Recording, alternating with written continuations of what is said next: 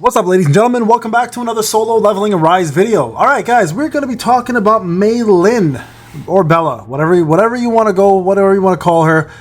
Is she worth it? What she's all about? We did some testing live, obviously we usually do that, and we did it a little bit differently this time. We tested her as a support unit and how much she increases specifically Alicia's core damage and her overall DPS, right? So let's go ahead and break down Meilin a little bit and talk about her, and then I'll tell you guys at the end of it all what she's worth, if she's worth it for you as a player, where free-to-play should stop, and where pay-to-win should stop. Okay, so first off, shout out to Nato for letting me summon for her on her behalf. Check out the live stream. We did a competition.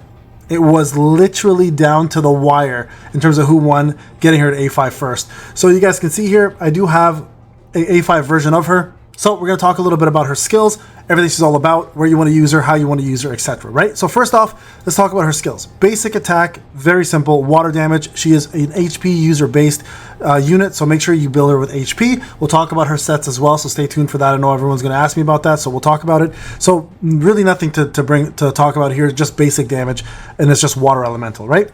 Her core attack, as a matter of fact, is the same thing. The only difference is it does airborne in the air. Her basic skill 1 will increase the amount of healing you do and damage that it does. Obviously, you can see here the 5%. If you push this further, you guys can see here the healing doesn't change actually. Sorry, it's the damage that changes, right? So it's always going to be a 5% increase to the amount of healing she does. That doesn't change. When you go to the second skill, Meilin's Fisher here, this is where it starts getting interesting. So number one, just so you guys are aware, it grants the So Cute effect to all members, which increases the core attack by 8% for 8 seconds. You guys can see this little icon. That's what you'll see at the bottom of the, or above the HP bar.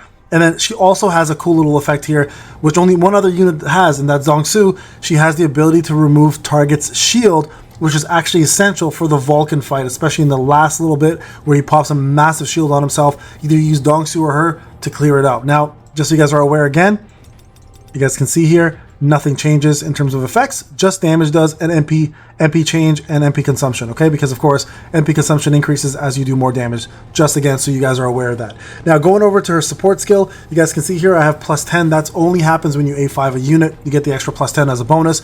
She will give you guys a heal. She will remove a shield, and then she will also give you Berry, which increases the user's attack by 16% and decreases the damage taken by 60%. The only unit that has higher buff than this is actually SM Beck with his support, which gives you guys 20%, but you actually take more damage. So depending on your skill level, you may want to use one or the other. Nonetheless, it's an incredibly good support skill and definitely worth having on your team just for that extra attack buff. And trust me, it'll make a difference, especially if you're struggling with beating content. All right, now moving over to her QTE. So she comes in doing 390% damage. She has the ability to do water damage and does airborne. And then of course her ultimate over here, which does 874% of her HP. Power gauge consumption is 100%. Water damage, she does pumped up. Now this is where it gets fun. Increases the user's attack by 8%. User's defense by 8%, increases the user's critical hit rate by 8%, and the core damage by 8%, and also decreasing the damage taken by 8%. So all of these buffs are provided to you guys at the level 1 rate. Even if you level it up again, just the damage goes up. Just remember that it doesn't affect the overall stats that you get in the bottom down here, okay? But these are affected by something else. We'll talk more about that. Now, her passives. This is important, okay? She's built to be for Alicia, quite honestly. There's no other way to put it. Sa and Alicia technically for both.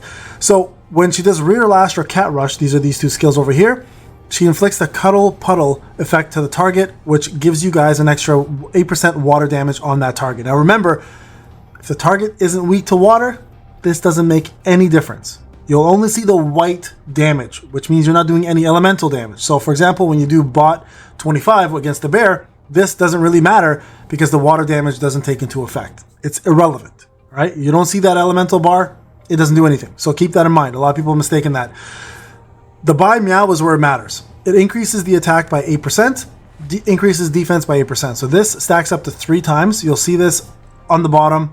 It'll stack every single time she does one of these effects. Try to keep it at 3 as much as possible, okay? Now, for free-to-play players, A1 is nice, but A0 is nice, but A1 is where you kind of want to go, and then A2 is really the sweet spot, and I'll explain to you guys why. So the damage of up, which I believe is, where is it? This one right here, that skill right there, the pause, increases by 64%, and then also when the user uses up, it grants the Cat Butler effect to the whole team, which gives you guys A couple of different things, okay? So first off, Meilin Fisher takes 60% of the damage directly to herself, and then also the So Cute now also increases the user's core attack damage by 32%. Remember how before it was only 8% attack and 8% defense? Well, now you're getting the bonus of 32% more core damage. This is like critical for Alicia, right? You want to have this buff up as much as you possibly can in order for them to do more damage. Now, the reason why A2 is even better is because not only are you giving the rest of your team members attack and defense by 8%, but water elementals get 16% of attack and defense. So now you're improving Suz. Suz doesn't matter because her attack is irrelevant, but for Alicia specifically, this is why I'm saying she's built for Alicia, her attack goes up by an extra 16% as well as her defense, giving you more durability plus damage overall, right? So these two are essential for free-to-play players. Try to get her to A2 to maximize it. A1 is almost a must. A2 is just, you know, cherry on top. That's where you want to stop for free-to-play. The rest of this is really pay to win. So the next one here is rear slash, hits any enemy, as a matter of fact, gives 8% the power gauge, so that's your ultimate, and then rear slash also whenever hitting an elite monster or a higher monster, so bosses, gives you an extra 8%, so giving you a total of 16% more power gauge. Add this with destroyer set, it does stack, it's 36% more gain with your power gauge, which means you're getting your super way faster, okay? Obviously, this is normal, the 8% extra HP on A4, and then A5, it just gets crazy because everything you do now in terms of pumped up, which is your special, right? This big meow one right here. So pumped up now gives you guys everything you need, but double the stats. So now it gives you 16% instead of 8%, 16% instead of 8%, 16 and 16. So this is a massive boost to every single thing that she brings. Everything. So for pay to win players, you definitely want to push her to A5 as much as possible. Now, comparing her to Min, and a lot of people will do this, I'll be honest with you guys, when you go skill by skill, to be frank, she does a little bit more.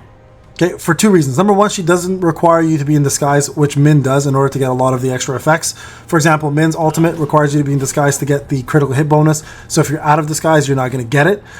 So that right there, she kind of wins there. He does give you a little bit more critical hit rate and critical hit damage, obviously, but she's built for core damage. And this is why I'm saying she's built for Alicia, right? So if you look at this, she increases the attack and the crit defense, but also at the same time, you have to remember the core attack is increased, and then here, you guys can see here, the critical hit rate's only 8%. But the problem is you have to cast this, right? Versus Min's A1, it's just automatically there. So he does get a little bit of an advantage there, in my opinion, for the A1 versus her A1. Where her A1 really shines, though, again, is for Alicia because of that extra core damage that you get right here at 32%. That's massive, okay? Now, A2, she definitely wins out because she gives all team members, including water members, 8% and then 16%, while Min's A2 is going to be the HP, right?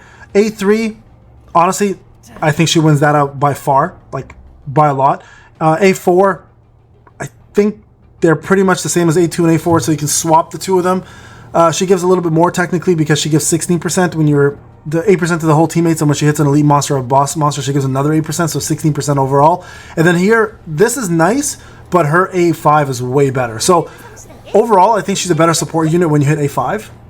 They're very neck and neck for the rest of it. You can run both. Okay, I'm only comparing because a lot of people are gonna ask the question. Compare. That's the reason why I'm comparing. It's the only reason why. You can definitely run both and get benefit of both units and have Alicia as your main DPS or Chaz as your main DPS and just rock it. Really, you could. So that would be my suggestion. The only difference, of course, is when you're fighting bosses with break bars. Remember, that's where it might be a little bit harder.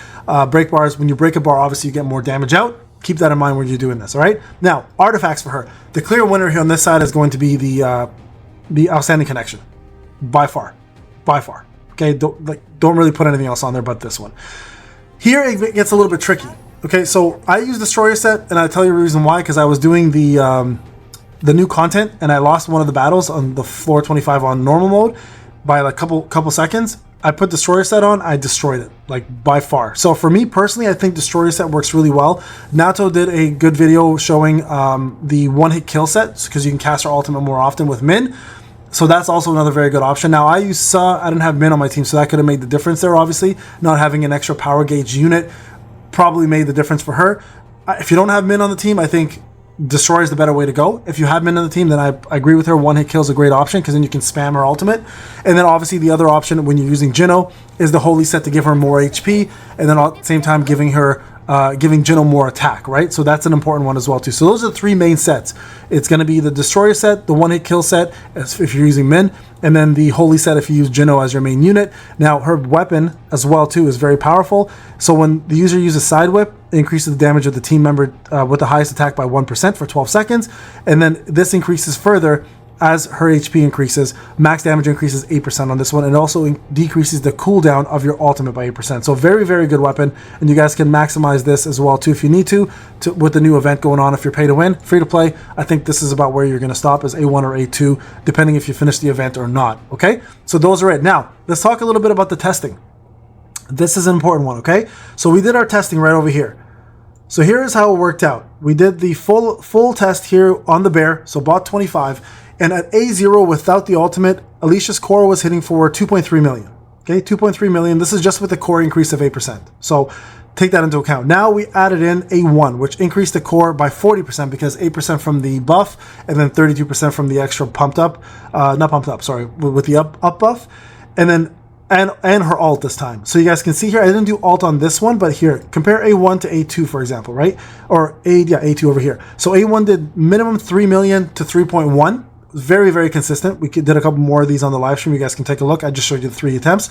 And then you guys can see here with Tusk added in an extra 200k, and I'll talk more about Tusk later on, but we're just showing where the numbers are at. So 3.1 at A1 for Alicia damage, core damage specifically, and then at A2, her damage went up by 3.47. Okay, now this was because of the additional 16% attack for water units. All right, that was the reason why. So that 16% you guys can see here made a massive change. That's about 300k more damage for Alicia because of that extra bonus to water damage units doing an extra 16% more damage. So that's a big one. So for free to play players, you want to aim for A2, as I mentioned. For pay to win, the damage increase was almost 2 million from A0 to A5. So you guys can see here, it goes from 3.4 to 3.6, and then all the way over to 4.0 when you add in the bonus with Tusk.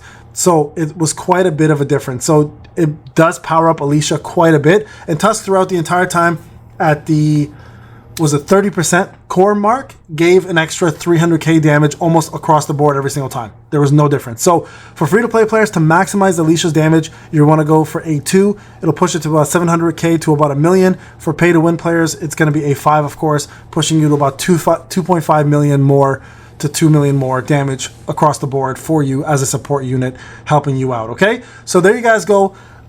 Is she worth it, really, at the end of the day? So I will say this. If you plan to finish Vulcan, you will need that shield removal for sure. So that alone gives her priority. Is she worth it for free-to-play players if you have Alicia? Absolutely. 100%. I pulled her. I got an A1 with her, my free-to-play account. Very lucky on my end. Again, that's on the live stream for you guys as well, too. For free-to-play, if you have Alicia and you plan to main Alicia, and Alicia's going to be a big part of your team for a while, then definitely get Meilin. I think it's a no-brainer in terms of what she offers to Alicia as a player or as a unit. For pay-to-win players, definitely get her.